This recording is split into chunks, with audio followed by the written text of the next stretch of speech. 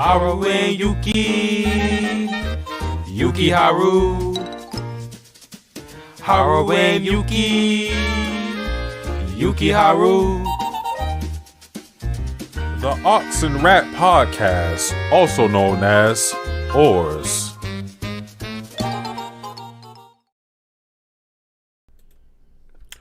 What is good, people? Satsuki the Savage and my co-host Perry here to talk about Fruits Basket, the final season, episode 3.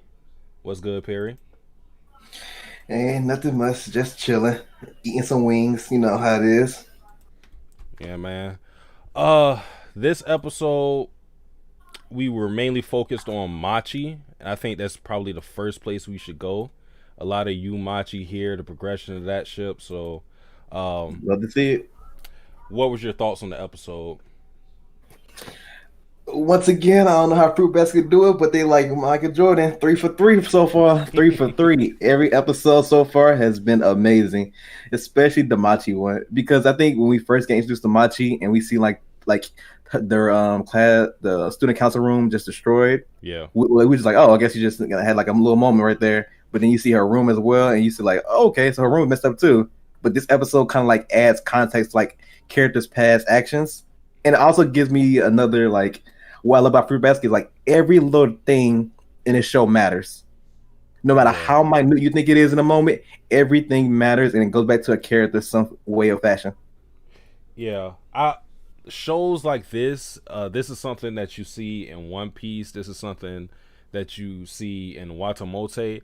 I love how when you look at things in retrospect, everything starts to click and it gives meaning to certain moments that you didn't really pay attention to that much before. The Machi thing, you were more aware of it just because it's such an odd thing to see her destroy the room, but it was still something you did not understand up until this episode, I believe, because we saw that her main issue was perfection and how she didn't like to see things in order, and you know that was explained through her backstory. So I guess that's the next place to go. What did you think about the backstory and Machi's parents? Oh man, I told you, man, we need to start a starting five with the Fruit Basket parents, man. We need to start it, man. Kill Dad, the point guard, Ren's mom and dad on the wings, Machi mom in the center, and power forward is gonna be Yuki mom, man. Getting them rebounds, man. Because the Fruit Basket parents are out of this world. They are wild. Because it's like, I'll probably get to later comparing like Yuki upbringing and Machi's upbringing, but right now, Machi's whole upbringing was like, okay, you got to be better than Kakeru, you got to be better than Kakeru, you got to be perfect, you got to be personality, you got to be perfect, perfection. And then like when you drill this into a kid's mind, and then like you ask years later, wow, my kid's kind of off. I wonder why. You're the problem. That's why it's like you create your. It's like Frankenstein monster. You create your own monsters, and then you worry when they're not how you turn out to be. Will you put that pressure on your kid? This happens when you put pressure on a kid.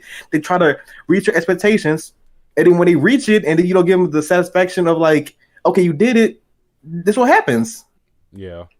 This is one of the cases that you can kind of apply to real life, to where you don't let a kid be a kid, and you push your image of how they should be on them. And this was done to an extreme degree, because as Machi said, it was like her walking on a very thin tightrope, to where she didn't have room to make any mistakes. She couldn't have any flaws for fear that her parents would ridicule her.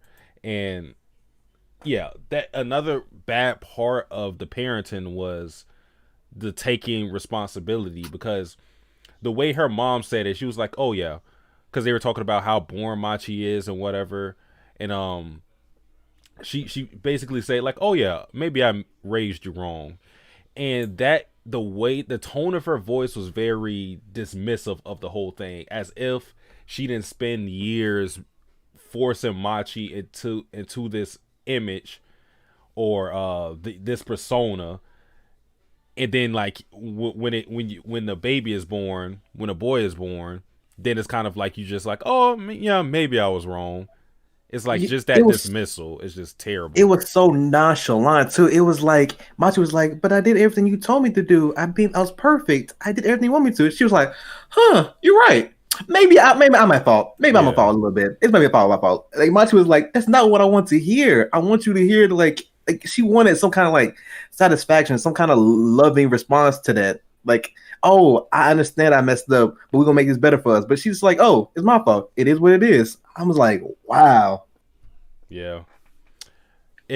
These parents are god awful. And I think another thing that like you gotta pay attention to is the fact that when the incident happened with Machi and her little brother, they said she should live on her own. Do you know how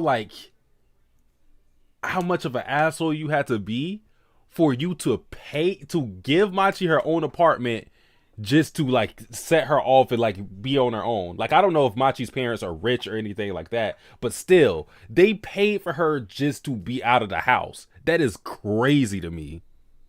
No, what's more crazy is that like they assumed that she was trying to kill the kid with a blanket. I'm like, a more like if I walked in on that, I'd be like, oh, it must have been a blanket. But like a pillow would have been more like convincing, like, oh, she's trying to kill the kid than a blanket. You know what I mean? Yeah, that is the exact same thing I said. When I've seen that scene, I was thinking like, there is no way you actually believe this, because you're just walking in and you see like if Machi didn't have the cover or the blanket over her brother's head or anything like that. It was just like it looked like a normal scene. I don't see how you can see something like that and assume that she's trying to kill her brother. Like there was nothing that really indicated that. So it's like the craziest headcanon I've ever heard in my life. Oh, fast, because it's like maybe the blanket was like looked like balled up in like a ball over his head. That I'd have been like, okay, that makes more sense. Why you assume that she was trying to kill her brother, but it was just like a normal blanket. Yeah. It's just wild to me. I think, as Machi said, it was just they already had an idea of her feelings, and they just it's kind of like how like you'll argue with someone and then like the argument will devolve and it'll just like go to a crazy place, and then you're wondering like how did we get here when the trigger point for the argument was like something minor.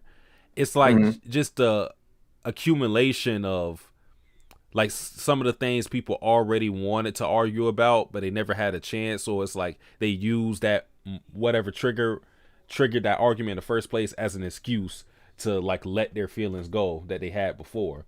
And I think that was the case with Machi. Like they already had issues with Machi before this incident. It wasn't really the catalyst for them to act the way they did. Or I guess it was the catalyst, but the reason why they acted the way they did wasn't just because of that incident.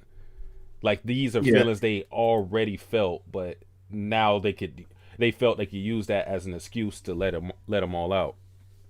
Yeah, it was also crazy because like Machi's parent and Kakeru's parents has always been like shown as like they want their kids to be the succession, but the kids themselves never wanted that on themselves. They never wanted like to be the next successor of the family. Yeah. They never wanted that. But the fact that they try to like they try to like put their own motives and actions onto their kids as well and say like, oh, I would have did it too, so my kids are doing it too. It's just crazy to me. Yeah. QRW6 said, I think Machi's parents were paranoid, thinking she still wants the succession. Yeah, and that's the thing that what Perry is saying. It's kind of like they're pushing their beliefs onto the kids, because since they didn't want it, there was no reason for you to think that Machi was going to kill the kid in an attempt to be the successor when she's shown that that's not something she's ever wanted. She showed no interest in it whatsoever. That was all them. So yeah, her parents are a piece of shit. I want to talk about Yuki and his impact on Machi. What did you think about Yuki and his involvement in this episode? I think Yuki's involvement was great, because I feel like as someone who has like not like a kind of like a similar upbringing, where like his mom and everybody in the Soma fans told him like exactly how he should act, and like didn't have any kind of individuality himself. It's great to see that he was able to relate to what Machi was going through because he had a similar upbringing where like his mom always mentioned like Yuki doesn't want anything. He's just a silent little boy, but that's not. But that's what you forced him to be. You created your son to be like that, and then you criticize him for not having his own actions when you took away all his choice. Yeah. Same thing with Machi. You took away these kids' choice, and then you mad about how they turned out, which is crazy to me. Yeah. It's kind of like I've seen this in stories to where like if you like someone will build an android or something, and they'll give them a task, and eventually there will come a time where the need for them is done. Their mission is done, and it's kind of like there'll be stories to where you focus on the android and them finding they have to find themselves because they've been told to do something for so long, and once they have nothing left, because Machi's whole thing was her guidance in life was her parents. She never had any. She never piloted her life by herself. So it's kind of like once you have the pilots who are her parents jump off the plane, then you're kind of stuck and confused on what you should do. And I think Machi was just lost. So having Yuki be the one. Okay, we back on. Probably just a little pause. I don't know. But having Yuki be the one to pull her out of that was good, as you said, with the similar upbringing. I also like that the fact that Snow kept being the thing in there, the theme in the episode, because Snow is something that's looked at as pure and whatever. We understand how much that bothers Machi, but also the fact that as far as I know, Yuki means snow, right? Yeah. Okay, so yeah, I think it's just like another ironic thing that snow is something that disturbs Machi's, like seeing it build up and be perfect and unbothered, and you have Yuki be the one who is the one helping her. So I thought like that was a good thing in the episode as well. Yeah, I really like the parallels between like kind of like how like Machi first seen Yuki, like everybody seen Yuki as this pure great thing, kind of like Snow is, but Machi was able to see like he's not just pure, he has like bumps and bruises on himself as well. Like he's more than just the pure hearted Yuki, and it's great to see that somebody who's perceived as pure but also has like a few bumps and bruises is able to help her. Someone who doesn't like just the pureness, like she doesn't like the pure whiteness of Snow. Yeah, I think that's a really good observation, and I wanted to say I thought it was funny when they got to Machi's house and then they see like how much of a mess the room is, and Yuki is the one who said it. He said it's like the sea of decay, and if you remember what that came from, I think it was in episode 1 of Fruits Basket when Toru sees Shigure's room, either Shigure's room or Yuki's room, because we know like Yuki doesn't clean up, Shigure doesn't clean up. So I thought it was like kind of cool how they connected that back to Yuki, since he's also someone who wasn't very tidy or anything like that. That's something he had to learn from Toru. So I thought that was pretty cool. Yeah, man, the episode was so funny because Kakeru came in and he's like, "Oh, look, like you don't worry, man." I think Yuki was like nervous, like, "I'm going to Machi's room. She live by herself, man. Anything can happen." He's like, "Don't worry, man. This room is a mess, man. You won't get an erection or nothing from it." I was like, "Yeah." He was like, "You good, bro? Like that shit. That you gonna spend more time cleaning than you know spending time with her." Yeah. But yeah, I gotta respect Kakeru's role in this episode because like he didn't have many lines in the episode, but he was like the shadow wingman because he knew what he was doing. Like I like characters like that. Kind of reminds me of how Shigure slyly manipulates things from the behind the scenes. Like he knew what Yuki could do for Machi, and that's why he had her go in the apartment in the first place, and that's why he left them alone because he knew he would be able to do something for Machi. That's something, it's something that he couldn't do himself. I think what funny scene was like where he's like, here you go, Yuki, and he gave her a bra, and Machi was red. He Yeah. was like gonna kill Yuki. Yuki Yeah, was yeah, like, yeah. I didn't do anything. She was snapping on him. Like when she opened the door, when she looked at Kakeru, she had like a no reaction. But then when she looked at Yuki, that's when she was like, she tried to like push him out. Yeah. So like that's just to show you that she didn't want to look bad in front of Yuki. Like with Kakeru, that's her brother. You know, it's kind of like you're already comfortable with him. But with a person that's we expect to be her significant other later, you don't want to look too bad. What we also had in this episode was the graduation of the third years. What did you think about the graduation? I think it was cool. It's kind of weird because like most of third years we know are just like the former class president and Motoko, and that's it. So it was like it was just like a little just anything happening. So the graduation itself didn't really interest me, but what happened after it with Motoko's and Yuki's conversation and Motoko and Nao's conversation were more important to me. Yeah, I think the graduation itself wasn't emotional, and that's just because the characters who were graduating were minor characters for the most part. I mean, I love Motoko. Makoto is cool as well, but these are not characters who are vital to the plot or anything like that. So their graduation was just a send off, and it's more so what's really important is that our main cast are going to be third years, which means Kyo is also closer to being locked up. Yeah. So I think that's the importance of what the graduation and whatnot. But I mean, like, you know, the song they were playing and how the scene played out, it was still cool. Yeah. Can we talk about how like Kyo almost like fell on Toru and Utani and Hana was finna body that boy? The Toru lynch mob. They don't play. Oh. Like, listen, one of my favorite scenes in Fruits Basket is in the very first episode where the Yuki fan club gets in Toru face, and then we get the first appearance of Utani and Hana. The reason why I love that scene so much is it just showed you how absolutely down for Toru they were. The very first thing we learned about the Yuki fan club is that they don't play about Toru. Simple. Let me read some of the comments. QRW6 said, "What up, Fruits Basket episodes have been hitting a home run recently." Yeah. Hey, looking clean out here. Sedarius said, "Yo." QRW6 said, "I think Machi's parents were parents." Oh, I read that. Yuki been taking notes from. Oh. Yuki been taking notes from Toru's mother. Yuki means Snow. Rant is in the chat. What up, Rant? Shout out Satsuki the Dictator. Hey, it's Satsuki the Onyx Ox here. All right. Oh, we got a fuck Perry in here. Jesus Christ. And that is the rat to you. QRW6 said, "Boy, Yuki slapped Kakeru while Machi deck him." Bay said, "Tell Perry I fundamentally disagree with any and all of his opinions. Thanks."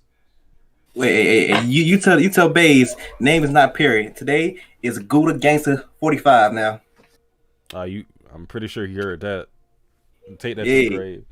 QRW6 said Motoko graduated for being a Yuki fangirl. That I'm going to talk about Motoko. But yeah, I'll talk about that. But yeah, the Toru Lynch mob, they don't play. Anybody who's connected with Toru will protect Toru with their life. Like Momiji, we already see Momiji step in front of Akito of all people. We know Kyo's down. We know Yuki's down. Utani down. Hana down. Like you don't mess with Toru without no consequences. You might die. Akito messes Toru in front of Hana and Utani. She getting bodied, man. I'm saying right now, man. Oh yeah, they don't got no Soma Curse. That Soma Curse shit don't. Yeah. That Zodiac Curse shit. Nah, we good off that. I'm gonna show you some real power. I'm gonna put some waves on you. Yeah, you gonna put the paws on you. Utani and Hana not gonna play that. Akito mess around, it's gonna be over. I'll be right back. All right.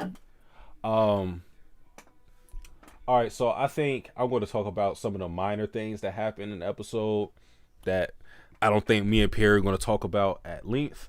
So another thing we saw in the episode was Satsuki and Hiro and Hinata being born. Pretty sweet scene. I like how they stay consistent with, because we know Hinata is a girl, that Hiro is very cautious about trying to hug her because of the whole or Zodiac secret. So that was pretty cool. I wonder if the baby is going to have some type of impact on the story, because the fact that Hiro is now a big brother, like I don't know if that's something that's going to be important later in the story, but yeah, that was something that was always odd to me, that the fact that this baby was born. I feel like it has to have some type of importance later on in the story, but I'm not sure. Okay, I feel the same way, because it got like too much screen time. Like it's been built. Like I'm saying again, man, just like how people be saying, like Horikoshi don't waste panels, and whoever writes Fruit Basket, they don't waste time, man. Everything connects somehow. Yeah, I just don't know how it connects exactly. Like I was trying to think about it the entire time. I just don't know what it could be. Do we know exactly when like the Zodiac spirit like it happens to the kids? I think it happens when they're born. Okay. Yeah. I feel like, so like, say if Kyo were to die right now, whoever of the Somas is born would likely be the next be possessed by the cat spirit. So I don't think anything, because I like in my mind as I'm talking about it, I'm thinking maybe something is going to happen to Rin, and the baby is going to be now possessed by the horse. That's what I thought too. But if it works how I think it works, then that's not a possibility. So I'm wondering how else the baby will come into play in the story. It's just like, for us to know Satsuki was pregnant, and for this, because this has been I want to say the third or fourth time this has been talked about. This can't be something that's just in the story just because. So, yeah, because like, especially for Hiro and his mom to get, like, especially Hiro mom to get so much like attention towards, because usually you'd be like, oh, my mom's pregnant. The next episode we see with a baby. QRW6 said, I think the baby's name is just symbolism, but it's not. It's the baby itself. Maybe it could be symbolized in the fact that we get new life after old life has ended. That could be something. That, because it was a very ominous thing that we saw at the very end of the episode, to where Kagura says something like, I don't think Rin is going to come back. And we didn't. Okay, I'll ask you this. Who did you think that was at the end of the episode? Okay. I don't know, because like the framing of the person looked very like slim. Like they look slim than what I usually think of Rin or Rin. I'm probably thinking it has to be Rin, right? My guess is Rin. I said Rin. Yeah, I said Rin, but you could see at the very least that they have short hair, so like I feel like it's made to look like Akito, because they also had the all white kimono, but then you also see the scissor in her hand, and you see hair in a shot as well. So I don't know what exactly is going on. I wonder if their plan is to like have Rin like pretend to be Akito in some way or fashion and try to break the curse that way. Like have her denounce. I don't know. I have no clue. And maybe this also plays into the fact that we don't. Another thing is Rain forcing Akito to act like a man. Like we still don't know the reason for that. So maybe that also is going to be a factor in why that would be Rin cutting her hair or something like that. I have no clue. Yeah, it's another one of them Fruits Basket memories that, you know, it'll make sense in the end, I believe. But for now, I think we're both just, you know, lost. QRW6 said, I think it was Akito because the others were talking about Rin. I'm just following the anime formula. See, I thought that at first, but then they show like clippings of hair getting cut. and we also know that Akito doesn't have like much hair herself, so Yeah. it has to be somebody with like long flowing hair. Yeah, that's what I thought. I think at the very least we can narrow it down to either Akito or Rin. Mhm. I think at the very least. But I want to get into Motoko. All right, because she had probably like half of the episode. We saw her graduating. I really like the confession between her and Yuki. What did you think though? Yeah, I really loved it. I love that. Like, I don't know if she took advice from Megumi, what's called Hana's brother, but I really like that she was able to just say like, "Hey, I love you."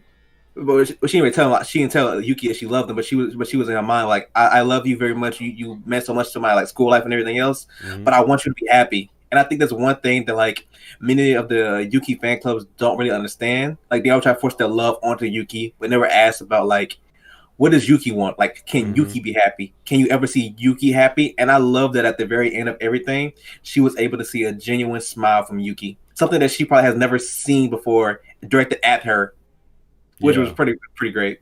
Yeah, great points, because one thing that Motoko noted is when I think it was in season 2, this is episode 1 or 2, I forgot.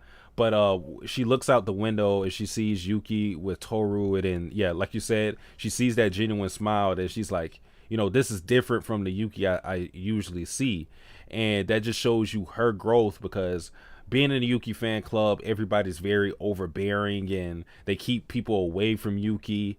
But they had this vendetta against Toru, but we know that Toru is someone who is very important to Yuki, so it's kind of like they're forcing their love on Yuki and not really actually thinking about how he feels about things, because if they did, they would have left him and Toru alone. So I think, like you said, her expressing that she loves him and she wants him to be happy was also an acknowledgement that she wasn't that person who could do it, but she would wish him well, and or for whoever would, obviously it's Machi, but for whoever could make him happy. So I thought that was a good character moment for Motoko. QRW6 said it's episode 1 of season 2. I thought that confession too was similar to Kagura's, because what was said in the confession, because I feel like with Kagura and Motoko, they both gave their confessions with in mind, them already knowing that they were going to be rejected or their feelings weren't going to be returned. Because Motoko already knew that it wasn't going to come down to her. As far as she knows, at the very least, Yuki is more fond of Toru than anybody. Yeah. So she knows she wasn't going to win his heart, but she still said her feelings either way. And it's also the line of where she says please understand. That's really similar to what Kagura said to Kyo, because she let her feelings out and she didn't know exactly how Kyo was going to receive it. Obviously, the circumstances are a lot different, but some of the things they said kind of reminded me of each of the confessions. Yeah. I really love them, man. I really love when characters can when characters in love can realize hey, I'm not gonna win, but I still wish the better for the person I love. I still want to have a happy life and be even happier. Yeah, which is great moments, man. Yeah, it's a good send off. I'm glad they sent her off, because I feel like if they didn't give her that moment with Yuki, it would have been a big it would have felt like a big gap, because we already knew of her feelings to Yuki, and I feel like there needed to be some closure with those two. So now we don't really need to see Motoko in the story, and they can move on from that. I do want to know if the Yuki fan club is still going to survive post Motoko. I don't think they would die out, but would it be the same is what I'm trying to get at. I don't know. I feel like it's like at this point, Yuki Fan Club's like a cult. Like they like, all right, guys, now the Motoko's gone. Who could be our next leader? Who's gonna be next in charge? Oh man, I just don't know. Like I don't like I like the Yuki Fan Club, but I feel like a part of that is because Motoko and how she led them. I still feel like they could be entertaining. It just feels so weird having someone different be the leader. Yeah. Oh, one thing I want to note, like in the beginning of the episode, I think they were talking about confessions and how like people feel when they get rejected by confessions, and like I think Kimi was saying like you get when somebody confess, they feel way off their shoulder because they actually get an answer and they have a pity party afterwards. Yeah. I like that, like how like it's not the same way with Motoko, because even though she was able to confess, she left that moment feeling better than what she was before she came in. And I think that most people don't get that when you get a rejection. Yeah. We gotta talk about Kimi. Kimi wasn't in this episode that much, but dog, Kimi is my second favorite in the student council besides Yuki. She is hilarious to me, and it's like okay.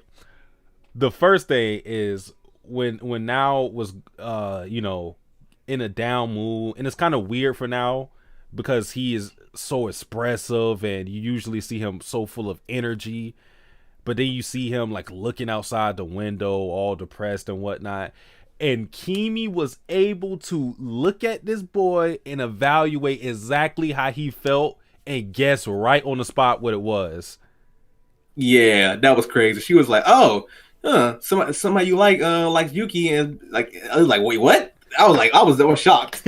He had no response. When he had no response, I said, "Oh shit, she's right." I said, "Damn." Yeah. like Kimi is. She is way too good at that shit. Like way too good.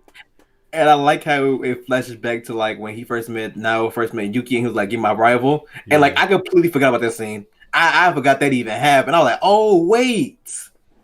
Yeah, that goes back to what we were saying about Fruits Basket.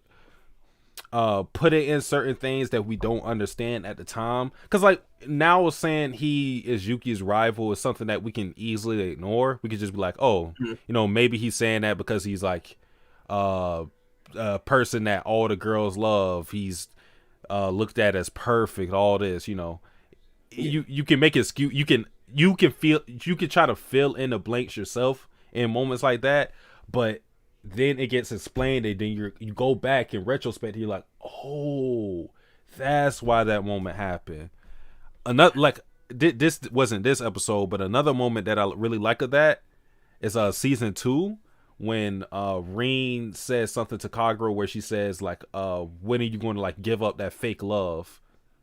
And then we like later in that season, that's when we understand how Kagura really felt about Kyo. So like Fruits Basket isn't new when it comes to introducing things that later have so much meaning once we get to them. I can't wait to like when the final season ends, and I can do like a whole rewatch of the series and just see like every little piece connects. Man, it's gonna be so great. Because now when I look back, I can see like the Now scenes when he's with Yuki, and then like when Motoko's like around running around, I can see more like, oh, okay, he was there when that happened. Yeah. It's gonna be great. And like that just goes to show you like how great the series is. Like this is a series I've rewatched season 1 about 3 times, season 2 twice. Once I get done with this, I feel like I'm going to have to rewatch this whole series again. And it's not just to do the podcast or to seem smart about shit. Like this series is something that has so much rewatch value because the little details that are put in, and like the relationships that are like hinted at the very beginning, like this series just like it's so great when you look back at it. Yeah, man, it's gonna be the rewatch is gonna be hitting. I can't wait. We got caught. Hold on. I was going to do this before the podcast. I wanted to like take a note of all the Zodiacs we've seen so far. So like we got to do it right now. I'm gonna count this out. Okay, obviously we've seen Yuki and Kyo, so that's 2 down. Yep. We seen Shigure. We seen Hattori. Mm-hmm. We seen Momoji and Hatsuhara. Momiji, Haru. We seen Rin. We seen Hiro. Kureno. We seen Kureno. How much is that? That's 1, 2, 3, 4, 5, 6, 7, 8, 9. We have not seen Ayame. Yeah, we haven't seen Kisa. Have we? I don't think we have seen Kisa yet. We have not seen Kisa. Wait, have? No. Okay, no, we haven't seen Kisa. I don't think we have, at least. Who am I missing? We are missing Ritsu. That was the big point I wanted to get to. Like, I'm still waiting on Ritsu to have relevance in the plot. Oh, well, technically, we see him in the flashback episode 1. So, do you count that? Nah. Okay. Fuck that. Nah. Fuck that, dog. Man, bro. Like, nah, bro. I'm tired of this, man. Like, why is Ritsu a Zodiac, dog? The non-Zodiac characters like Hano, Utani have way more importance than Ritsu, and that's insane to me. I don't get it. I think it's one of the things where it's like you have to fill a quota, especially like Zodiac. Like you have to have 12 Zodiac members, so you have to like spread the time out. Like you have to accumulate a certain time for each character. So like Yuki and Kyo always get most of it. You have like the second tier, which is probably like Momoji, Hatsuhara, Hattori, Shigure, and you have like the third tier, which is kind of like Kisa, Hiro. Probably like Ayame might be second or third tier, but you had like the last tier was like Ritsu, when he just like it's like so little time you have with all the characters that some characters have to get shafted. So I guess Ritsu is like part of that thing. It's like they treat Ritsu. The show treats Ritsu like he is the cat Zodiac. Like they don't care about him. Like I feel like he's not in the story at all. That's crazy. The Black Phantom Thief said, "What about that one scene in season 1 where Shigure says, even I get jealous sometimes?" Yeah, that's another thing. Like you can pretty much do that all day with Fruits Basket, and that's the beauty in it. You can look at a lot of moments and then go, oh, okay, so that is supposed to relate to this scene that happens later on, and you didn't really, in a moment, it didn't make much sense, or you didn't think much of it, but that meaning comes later on in the story. That goes to show you the planning in the series, you know. Like this wasn't made on the fly or anything like that. So you gotta appreciate the mangaka for that. It also like with that scene, it kind of like goes back to when Miyoko was talking about like Shigure, about like how how the way he treats people he treats them very distant like. Yeah. And it kind of goes back to the way like his relationship to Akito, and like even though he loves Akito, he treats her with such distance and they're like so warily with her that he just don't care. It makes it seem like he don't care about her, but he actually does. Yeah, because even Akito in that episode said that accused Shigure of caring more about Rain than Akito, which we knew that wasn't true, but he verified for himself like, nah, it's not like that at all. Yeah. Yandere said, what about the ending of the episode? What did Akito do? We talked about that. Let's see.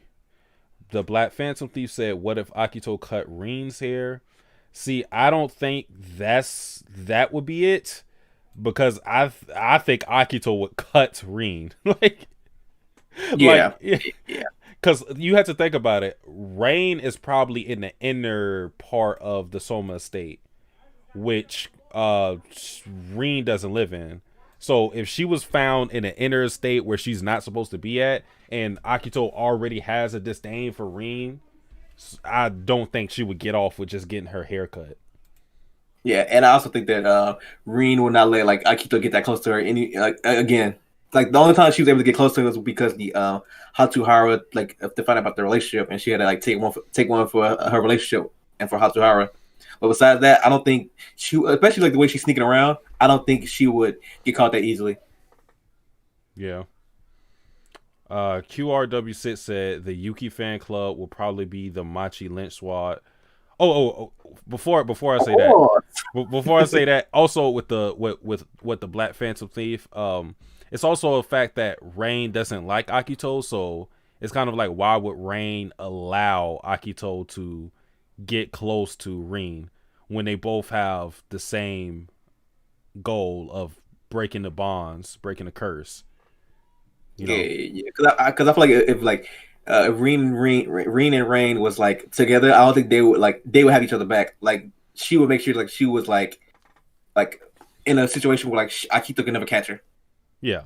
I definitely think Rain is up to something shady, and she probably doesn't have good intentions for Rin. But if she does have bad intentions, I don't think they involve, or it's not going to require Akito to do something herself. I don't think so. They don't got a relationship to where they can talk like that. So, oh yeah, but with the Machi Lynch Squad thing, I wonder if at any point Yuki and Machi are going to like actually get together in school, because we know they have feelings for each other, but it's not as obvious. It's not obvious to everybody else. Yeah. So like, I don't even know if people would like, people dislike Machi because of how she views Yuki, but nobody would probably know that they like each other. So I don't think they would hound her the way they did Toru, unless Yuki started walking home with her to walking her from school to her house or anything like that. Mm-hmm. Which is possible. Because I don't even think like Yuki would like want a relationship with Machi just because like how fearful he could be of Akito's wrath. Well, his words to Akito, to where he said like he's going to like do his own thing, and I feel like that would be a way for him to I guess show his growth in a way, to show like I'm going to live my life independent from you, because I think the shackles of Akito have lifted from him, and that's why like, you know, Akito hit him over the head and was like, what's that look in your eye and whatnot. And it's also the fact that Machi is like she is disconnected from the Soma, so I think a relationship between them would be a lot better. It would go over a lot better than how the Haru and Rin thing went over. Yeah, because I think I can see that, because Haru and Rin, it was like Rin was stealing something from Akito personally. Yeah, even though, you know, she's a Soma as well, so she had power over her, and like, oh, you come on now, I own you too. You think you can do what you want to do, my things? Yeah. But okay, so about the whole like, it was like season 2 when like Yuki had that look in his eyes. Mm-hmm. Like, I wonder is the key to breaking the curse is to having a bond stronger than the one they had with Akito.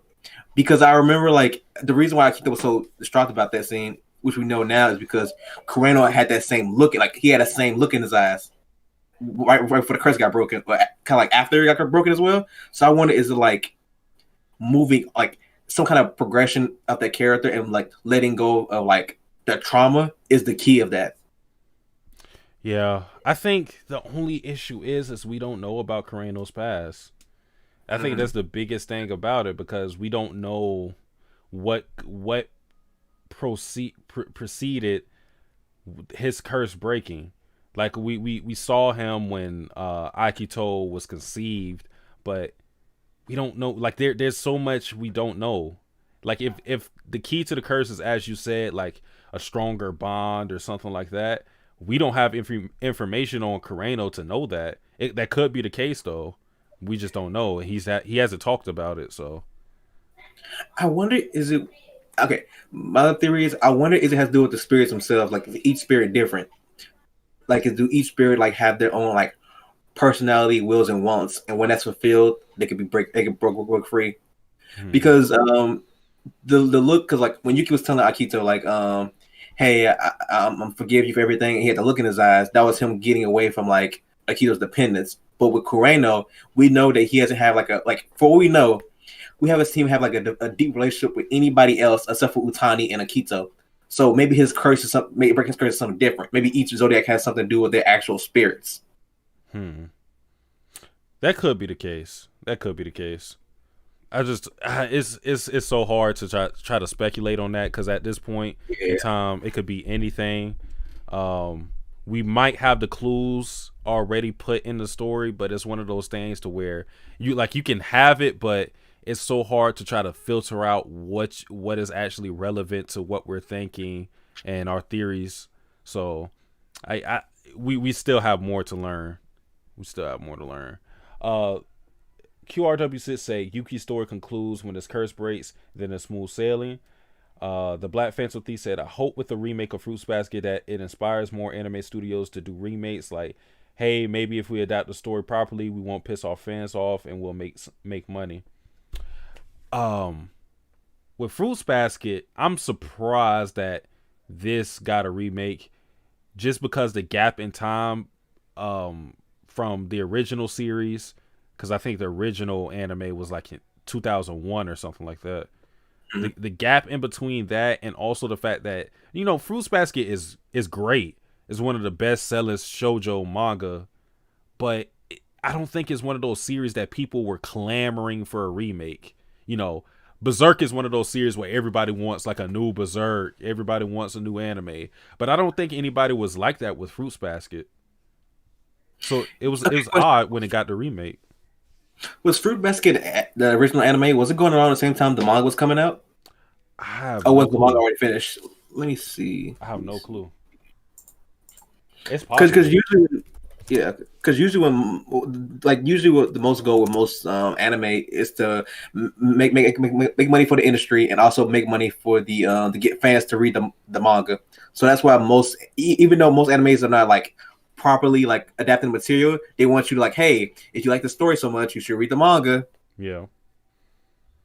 Let me see. Fruit Basket. Let me see if any. What's that? 03 anime? Was it 03? Basket anime. I thought it was 2001. It might have ended in 03 though. Oh, that's the wrong page. I'm at the wiki. Don't spoil yourself, boy. Yeah. Okay. Wait.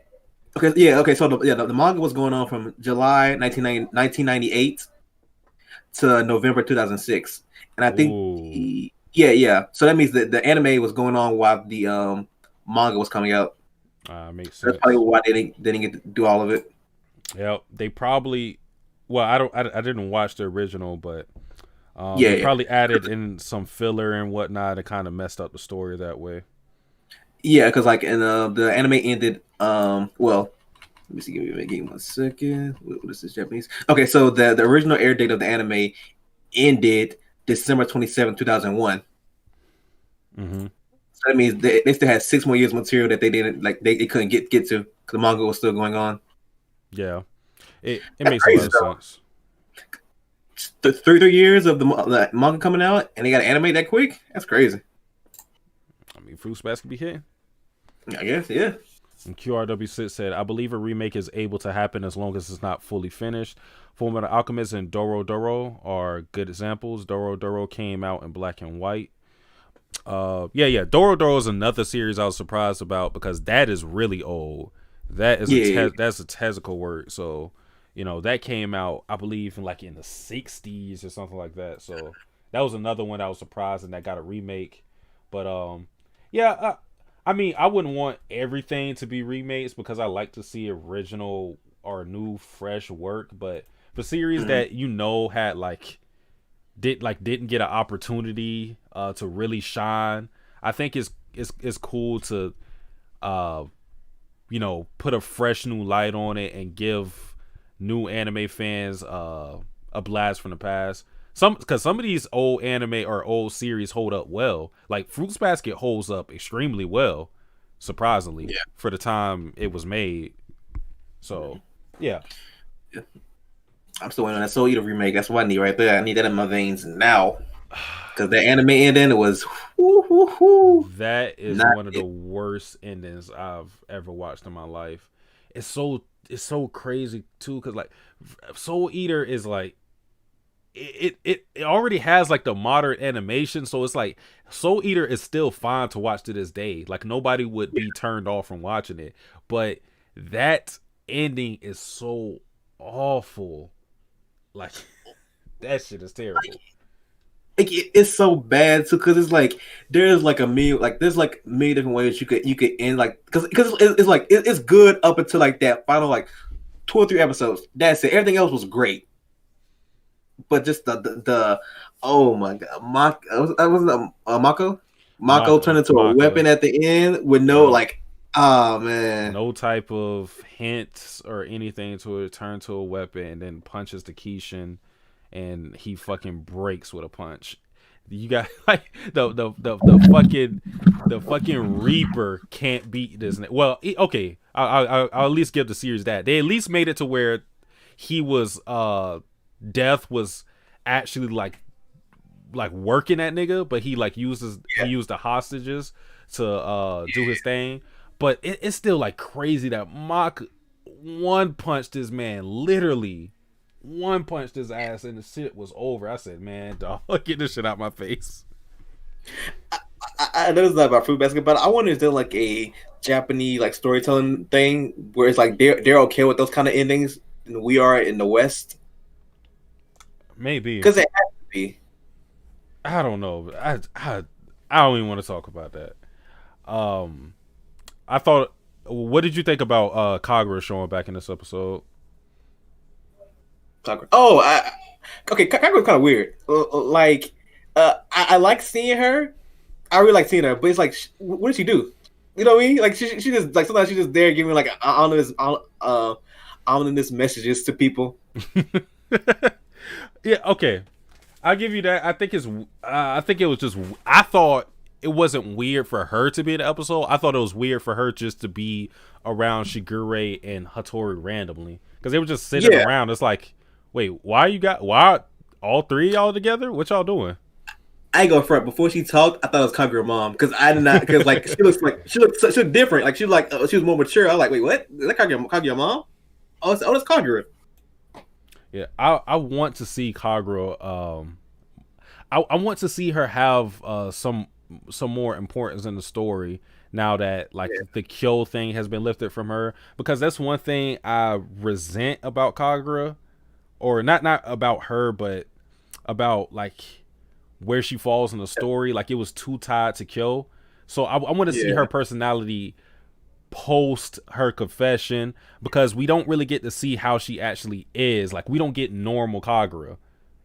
Yeah, we always get like Kyo Kagura and that's it. But I want to see it more. So like I wish we could have like, you probably won't get it because it's 24 episodes, 26 probably the most. But I wish we get more moments where like we see like the Zodiac members in like regular school, regular society, how they interact with people. Because I feel like those are like the best moments for them. Yeah.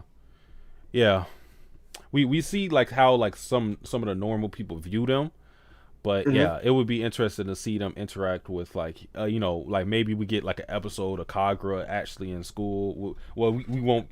Or not Kagura, Rin, but we can't see that anymore since he graduated. Yeah. But yeah. Kagura has importance to Rin since Rin has been living at Kagura's place, so it makes sense for her to give the message that she did. But the content of it was that she believes that Rin isn't going to come back. So what do you take from that? Did she mean like come back to her house, or come back like see her at all? I don't know, because like Rin is giving like death flags. Like she's giving like real deal like I might be out the story forever kind of vibes. I think it has. I'm gonna take my toes down and say I think she's talking about like it's coming back to her household. I think Rin is on a mission and she's not coming back until that mission is done. Okay. Like I feel like the way things were presented in the episode, it made sense for both interpretations, because her not coming back home, we already know Rin is somebody who goes off on her own, does her own thing. And a lot of times she doesn't return back to Kagura's place. But given what we saw at the very end of the episode, kind of makes sense to say that she's not coming back at all. Like something happened to her that we haven't seen yet. So it'll be very interesting to see what happens with Rin. I don't know what's going on. I don't know. Yeah, Ren is. I don't know what R&R are doing, but I can't wait to see it. But if something did happen to Rin, I need Haru to go off. I need him to start slapping some people. Yo, if something happened to Ring, that man, nobody stopping him. No, a bull in the China shop, that man going off. Dark Haru gonna go ham. Yeah, it's funny because like I think we had never seen like Dark Haru interact with Ring. Yeah, you're right. You're right. Yeah, I don't think we haven't seen Dark Haru since like he messed up the windows and whatnot. Yeah. Yeah, Dark Haru comes out very spontaneous. It's not like Kagura. Like Kagura's comes out more like frequently, at least I feel. Wait, do you think Dark Haru is like Rin's like true personality? I think they gave an explanation for Dark Haru, but I don't remember what it is. I don't know. I don't know what it is exactly. I think the explanation was like, I think it was like the episode when he first got introduced, and he was talking about like how he was bottling up all his emotions at Yuki, and he let it all out. But I don't that really don't explain like Dark Haru though. Yeah, I don't remember. I would have to go back to the scene. I'm pretty sure they said something about it. I just can't remember. One thing that popped up in my head that's going to probably be like the last thing I say is, I wonder how Ayame would react to Yuki and Machi being together, like because we know like he like tried to push Yuki and Toru, but he has like he's never been in contact with Machi, so I wonder like how him and Mine would treat Machi. Well, actually, no, they have interacted. They at the very least they've seen each other. It was at the end of one of the episodes. I feel like it was when Ayame visited the school when Yuki's mom was being a dick. And at the end of that episode, like Ayame, Kimi, and Kakeru were hanging out. Like Machi wasn't like there, but she like I think she popped up in there and then like left. Oh my god, I need it. I need a Yuki, Machi, and Ayame episode. That's what I need. If Fruit Basket give me that, you a top 5 anime, because just their reactions to Ayame is going to be fucking hilarious. I need that. It should be so funny too, because like Ayame has been compared to Kakeru, like Yuki has said, like they're the same breed. So I definitely want to see how Machi will treat Ayame. Cause then she at like let's say Yuki and Machi get married, then she'll have two brothers who are like wow. She'll have a half brother and then a step brother, just wow. Yo, it's like that meme with like the two muscle guys, like things like Arnold Schwarzenegger and like Apollo Creed shaking hands. Yeah, like two guys. It's like Ayame and Kakeru fucking up. Yeah, they gonna fuck up Machi's whole fuck up Machi's whole day. Yeah, and just annoy them niggas. Oh my god, that's gonna be funny, man. Yeah, it should be interesting. But I think that is pretty much everything I want to cover. Perry, you got anything else to add? I think that's everything. Great episode as always. Yep, good episode 3. I'm excited to see what we see in episode 4. Surprisingly, Toru and Kyo haven't been that involved yet. So I'm pretty sure we have some things saved for them later. We pretty much been, we got the student council this episode. We got Rain, Shigure. We haven't focused on, like I said, the big 2 yet. So I wonder if we will get that in the next episode. But yeah, another good episode. Appreciate everybody who stopped by. QR, the Black Phantom Thief, Rant, Baze, Rexor. I didn't even see Rex comment another good episode. He a fraud. Yeah. He said, "Where the tiger?" His first comment too. Yeah. Ghoster C. Thank you for showing up. Sardarius, thank you for showing up as well. Yeah, but that is it for the Ox and Rap podcast. We out. Peace. Oh,